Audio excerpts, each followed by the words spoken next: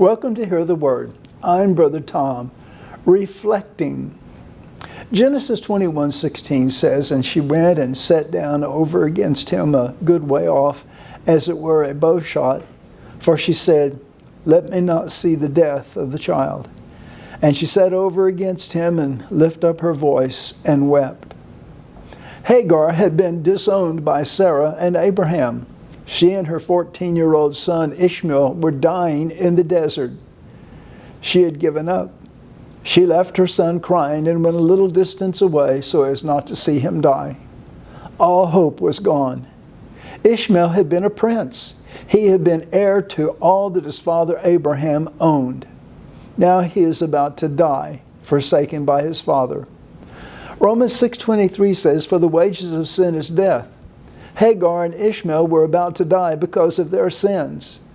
Perhaps now, alone and dying, they reflected on their actions and attitudes that brought them to this horrible place. Years earlier, the Lord had promised Abraham and Sarah a son. Abraham was 75, Sarah was 65. After several years of trying to have a child, a discouraged Sarah persuaded her husband to have sex with her handmaid, Hagar. Perhaps the younger servant could conceive. She did. Hagar was filled with glee. Sarah was filled with remorse, anger, and jealousy. She ordered Abraham to send her away. He did, but the Lord told Abraham to bring her back and care for her. He obeyed God. But now, years later, Sarah's promised miracle son, Isaac, has been born. Ishmael is ugly to Isaac. Sarah sees it. She orders Abraham to send Hagar and Ishmael away. He did.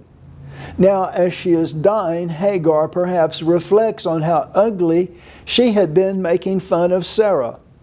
Perhaps now Ishmael reflects on how he openly despised his young half-brother. But it's too late.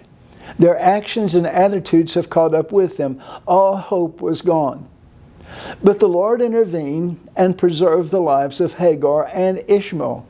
A large nation came from this rejected son. They are the Arabs today.